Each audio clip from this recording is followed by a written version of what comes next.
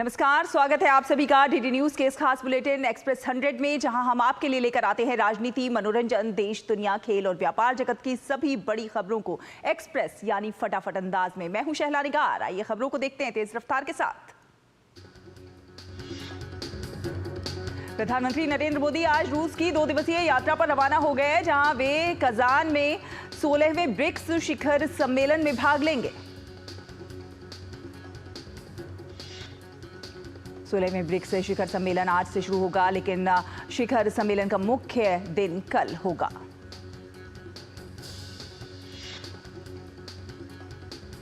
सोलहवें ब्रिक्स शिखर सम्मेलन का विषय न्यायपूर्ण वैश्विक विकास और सुरक्षा के लिए बहुपक्षवाद को मजबूत करना है। प्रधानमंत्री नरेंद्र मोदी रूस के राष्ट्रपति व्लादिमीर पुतिन के साथ द्विपक्षीय बैठक करेंगे। प्रधानमंत्री के कुछ द्विपक्षीय बैठकों में भाग लेने की भी उम्मीद है। रूस में पीएम मोदी के स्वागत की भव्य तैयारी की गई है। रूस के लोक कलाकारों के संग भारतीय कलाकारों की ओर से भव्य प्रस्तुति दी जाएगी।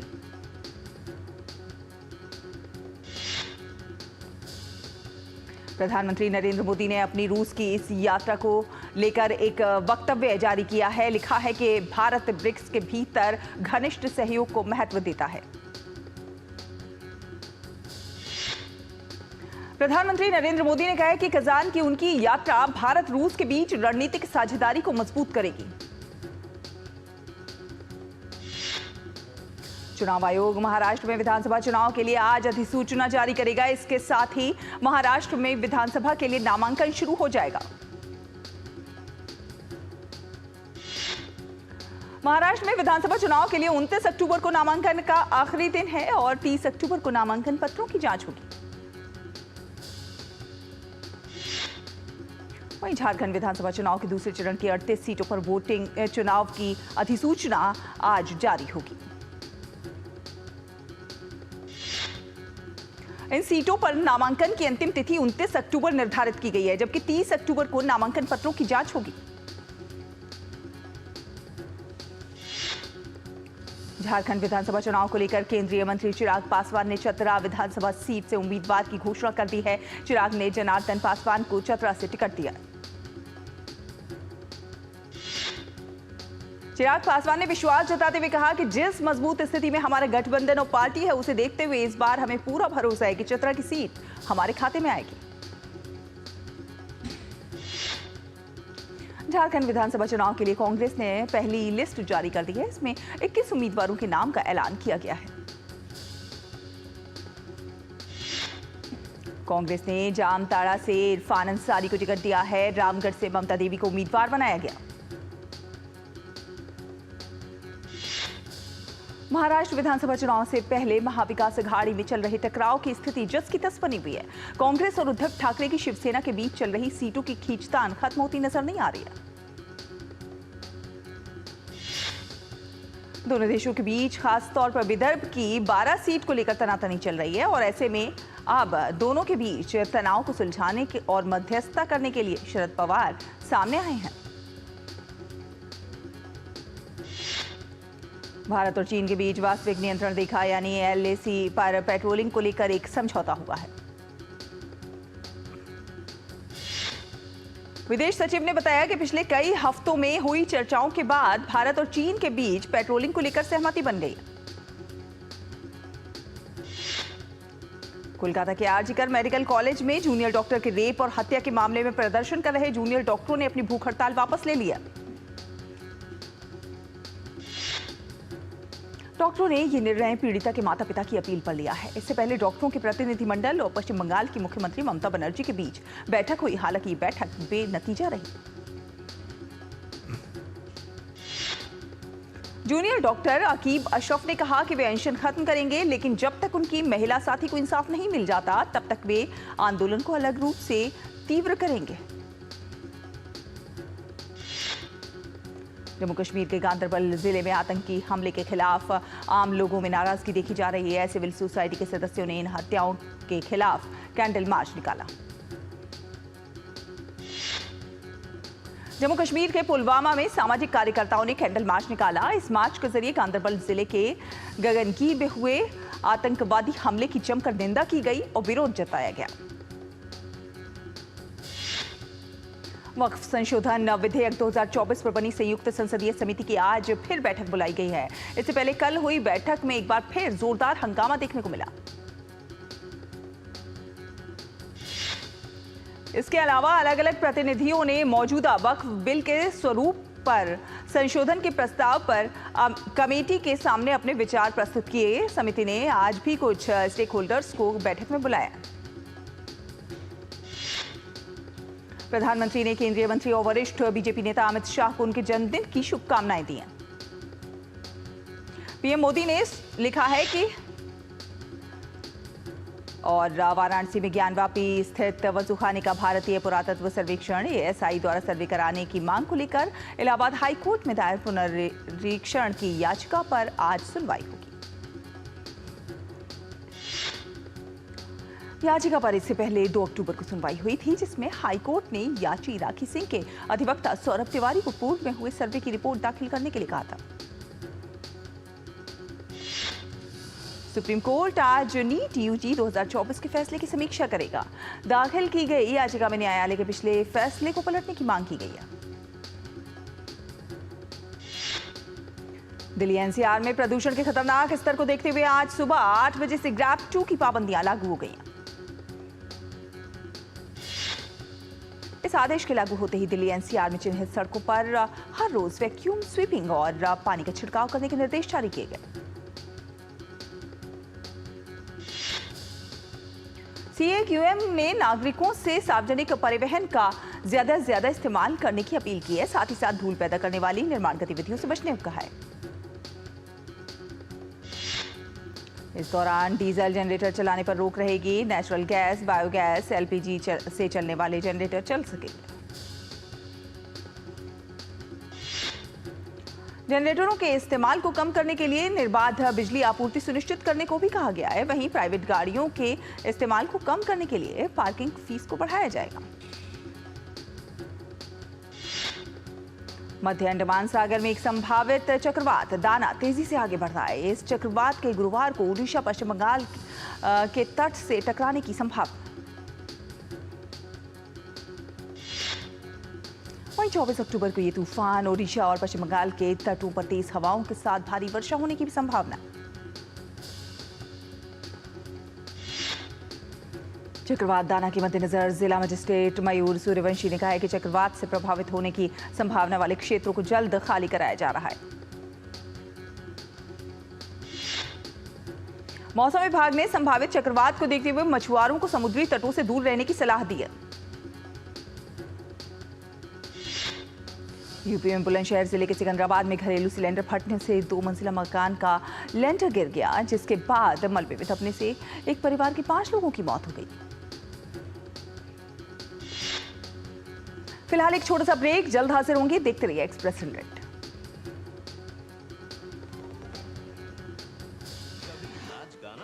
बेहतरीन खाना, कभी सास बहू की नोक-झोंक में स्वाद का मुस्कुराना, कभी रिश्तों में मुस्कुराहट और स्वाद भरना। असली मसालों का उपहार MDH बनाए खास हर त्योहार, क्योंकि हर रिश्ता है स्वाद से जुड़ा। आइए मनाए खुशियों की दीपावली MDH मसालों वाली। बात जब पीढ़ियों के लिए बनने वाले घर की हो तो जिम्मेदारी बड़ी हो जाती है। गैलेंट समझता है ये जिम्मेदारी। अब डबल M रिब्स के साथ गैलेंट एडवांस TMT रीबार, निर्माण का रियल हीरो। ये तुम्हारा खेत नहीं, खेल का मैदान है। अकेले क्या कर लोगे? अकेले नहीं, मेरे साथ है मेरा यार, जिसके सामने हुई अड़ियल मंडूसी की भी हार तुम्हारी तरह।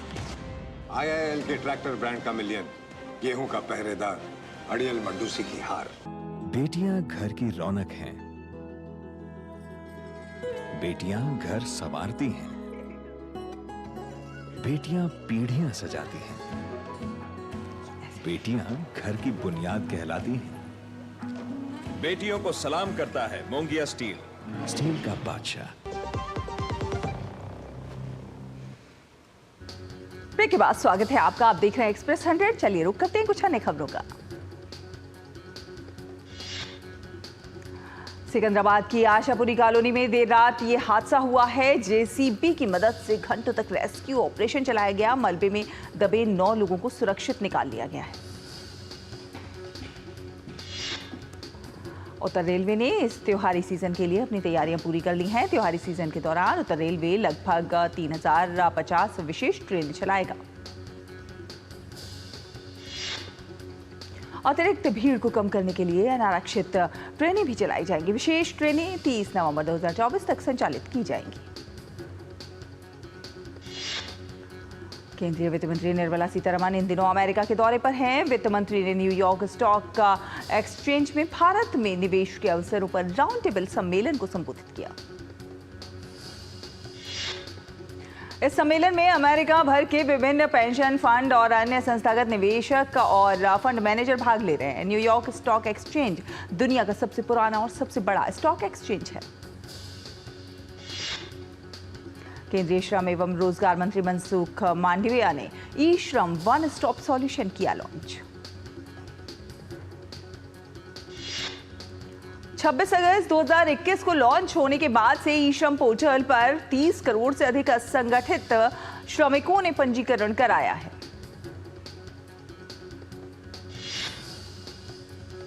केंद्रीय श्रम मंत्री डॉक्टर मनसुख मांडविया ने कहा कि अब ई श्रम पोर्टल पर रजिस्टर्ड असंगठित क्षेत्र के 30 करोड़ श्रमिक सरकार द्वारा संचालित विभिन्न सामाजिक सुरक्षा योजनाओं का बिना किसी रुकावट के लाभ उठा पाएंगे।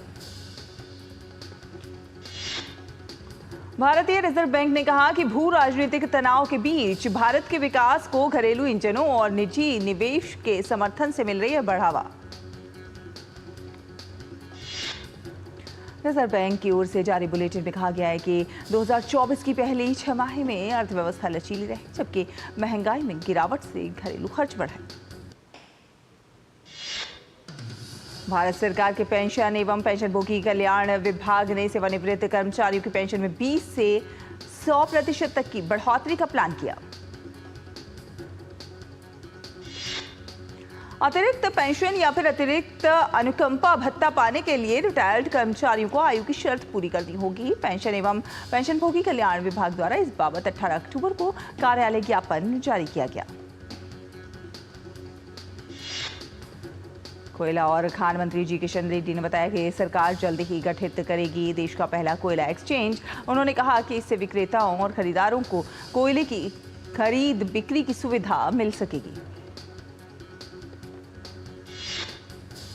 जी किशन रेड्डी ने कहा कि कोयला मंत्रालय की 2024-25 की कार्य योजना के मुताबिक देश में कोयला कारोबार के लिए एक्सचेंज की स्थापना से ऑनलाइन ट्रेडिंग प्लेटफॉर्म के जरिए कोयला बाजार खुल जाएगा। नई दिल्ली में चल रही विश्व दूरसंचार मानकीकरण सभा WTSA के तहत ITU कैलेडोस्कोप अकादमिक सम्मेलन की शुरुआत हुई। 3 दिनों तक चलने वाले विश्व दूरसंचार मानकीकरण सभा की थीम सतत विश्व के लिए नवाचार और डिजिटल परिवर्तन है।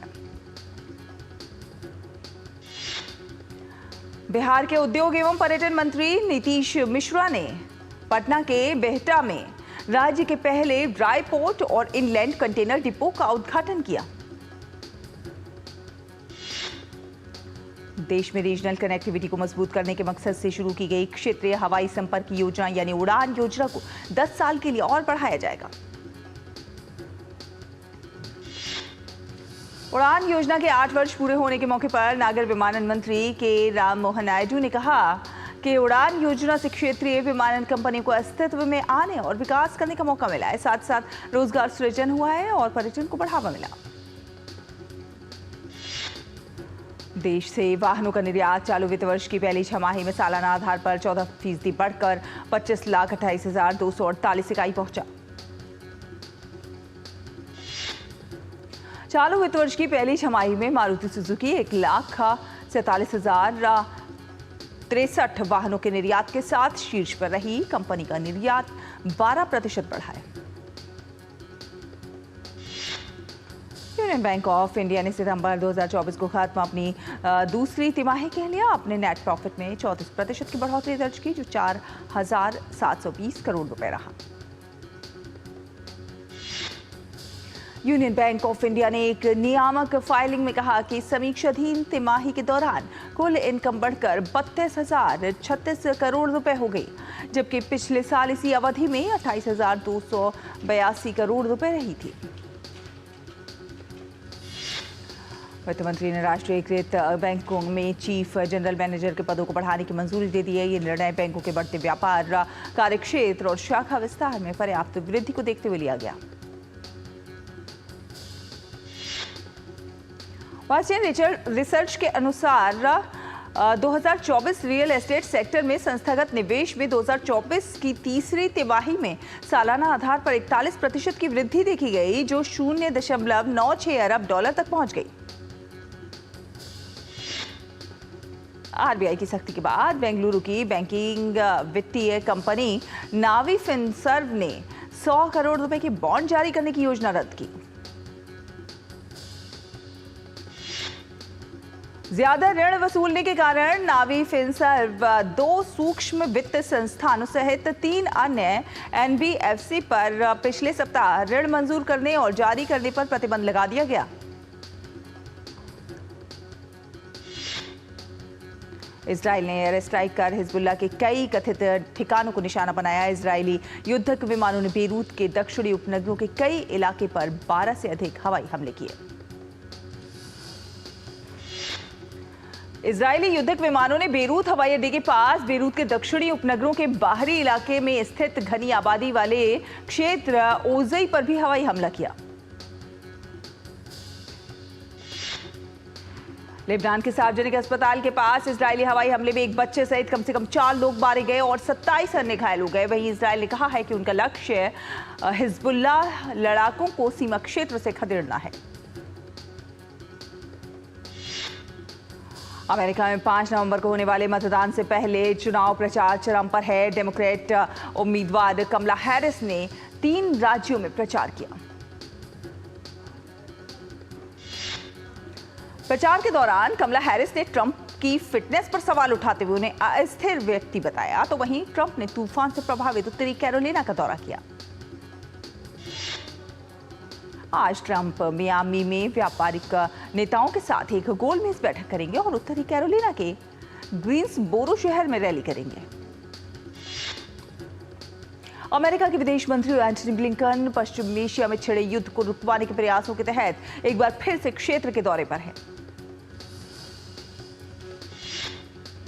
एंटनी ब्लिंकन की कोशिश गाजा और लेबनान में युद्ध रुकवाकर तनाव कम करने की है। 7 अक्टूबर 2023 को इजराइल पर हुए हमास के हमले के बाद ब्लिंकन का पश्चिम एशिया का ये 11वां दौरा है। बीसीसीआई ने ऑस्ट्रेलिया दौरे के लिए भारतीय टीम का ऐलान कर दिया है। 15 सदस्यीय टीम में कमान ऋतुराज गायकवाड़ के हाथों में होगी। टीम में विकेटकीपर बल्लेबाज ईशान किशन को भी शामिल किया गया। ईशान किशन की लंबे समय के बाद टीम में वापसी हुई है। भारत और ऑस्ट्रेलिया की सीनियर टीमों के बीच 22 नवंबर से 5 मैचों की टेस्ट सीरीज खेली जानी है और इससे पहले दोनों टीमों की ए टीमें 2 मैच खेलेंगी। भारत और जर्मनी के बीच 2 मैचों की द्विपक्षीय सीरीज की शुरुआत बुधवार से हो रही है। भारतीय टीम की अगुवाई कप्तान हरमनप्रीत सिंह करेंगे। भारतीय हॉकी टीम विश्व चैंपियन जर्मनी के साथ 2 मुकाबले मेजर ध्यानचंद स्टेडियम में 23 और 24 अक्टूबर को खेलेगी। भारतीय टीम के मिडफील्डर हार्दिक सिंह चोट की वजह से नहीं खेल पाएंगे।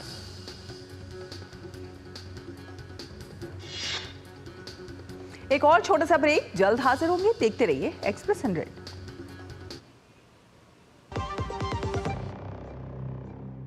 बेटियां घर की रौनक हैं। बेटियां घर संवारती हैं। बेटियां पीढ़ियां सजाती हैं। बेटियां घर की बुनियाद कहलाती हैं। बेटियों को सलाम करता है मोंगिया स्टील, स्टील का बादशाह। उड़ान प्रधानमंत्री नरेंद्र मोदी जी के विजन से बनी योजना, जिससे हवाई चप्पल पहनने वालों का भी हवाई जहाज का सपना हुआ पूरा। आज देश के हर राज्य में है एयरपोर्ट। एविएशन सेक्टर बन रहा है वर्ल्ड क्लास। इमरजेंसी में बीमार माँ को इलाज के लिए बेटे बड़े अस्पताल ले जा पाते हैं। नॉर्थ ईस्ट में एयर कनेक्टिविटी से टूरिज्म के मौके बढ़े, लोकल कारोबारी, ढाबे, होटल वाले सब की तरक्की के रास्ते खुले। उड़ान लोकल इंस्पिरेशन की, उड़ान रीजनल इकोनॉमी की, उड़ान विकसित बनते भारत की। उड़ान योजना के 8 साल बेमिसाल। एक ऐसा तबका जो रिटायरमेंट के बारे में आज भी बिल्कुल नहीं सोचता, वो है औरतें। औरतें कमा के भी वल्नरेबल हैं। सो एनपीएस एक इक्वालिटी ला रहा है, हम सब एक बराबर प्लेटफॉर्म पे हैं। अपने बेहतर कल को सुनिश्चित करने के लिए एनपीएस जरूरी है। बात जब पीढ़ियों के लिए बनने वाले घर की हो तो जिम्मेदारी बड़ी हो जाती है। गैलेंट समझता है ये जिम्मेदारी। अब डबल एम रिब्स के साथ गैलेंट एडवांस टीएमटी रीबार, निर्माण का रियल हीरो।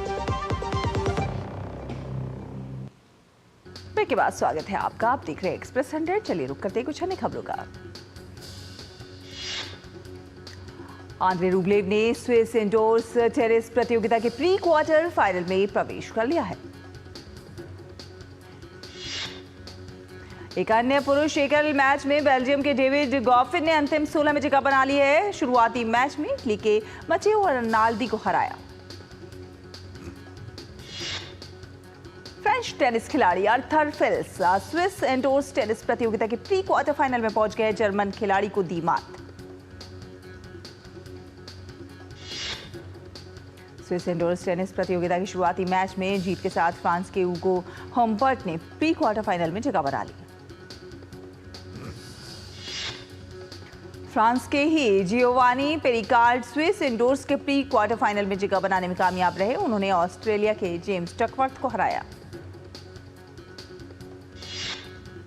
शाहिद कपूर के हाथ लगी डायरेक्टर विशाल भारद्वाज की एक फिल्म है। इस फिल्म में वो गैंगस्टर हुसैन उस्तरा के रोल में नजर आने वाले हैं।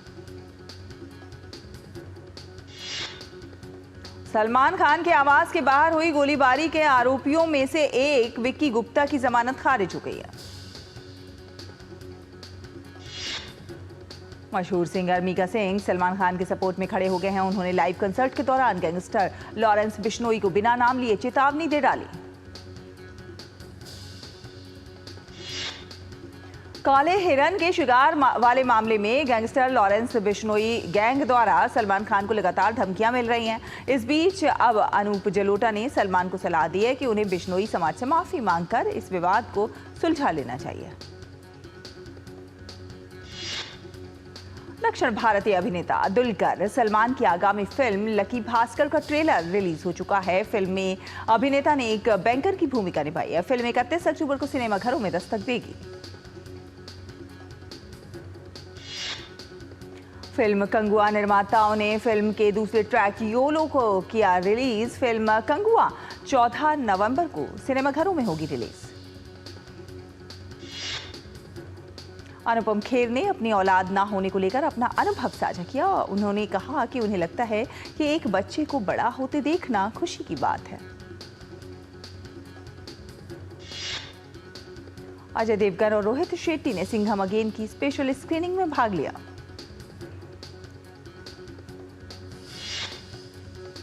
तेलुगु फिल्म पोटेल का ट्रेलर जारी हुआ। ये फिल्म 25 अक्टूबर को दुनिया भर में रिलीज होगी। फिल्म बघीरा का शानदार ट्रेलर रिलीज हो गया है। कन्नड़ भाषा के इस ट्रेलर में शानदार वीएफएक्स, रोमांचक कहानी की झलक है। गिपी ग्रेवाल, गुग्गू गिल, अम्मी विर्क और सरगुन मेहता और निमरत खैरा की पंजाबी फिल्म सरबालाजी अब 18 जुलाई को रिलीज होगी।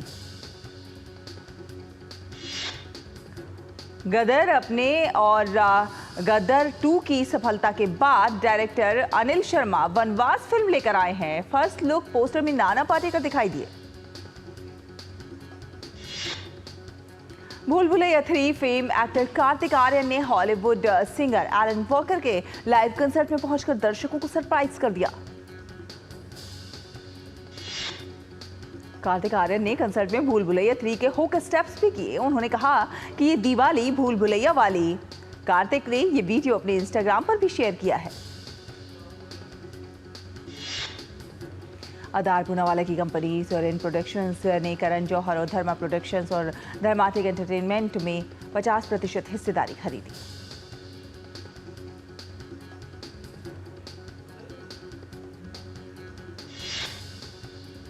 तो फिलहाल एक्सप्रेस न्यूज में इतना ही। डीडी न्यूज पर खबरों का सफर लगातार जारी है। आप देखते रहिए डीडी न्यूज। नमस्कार।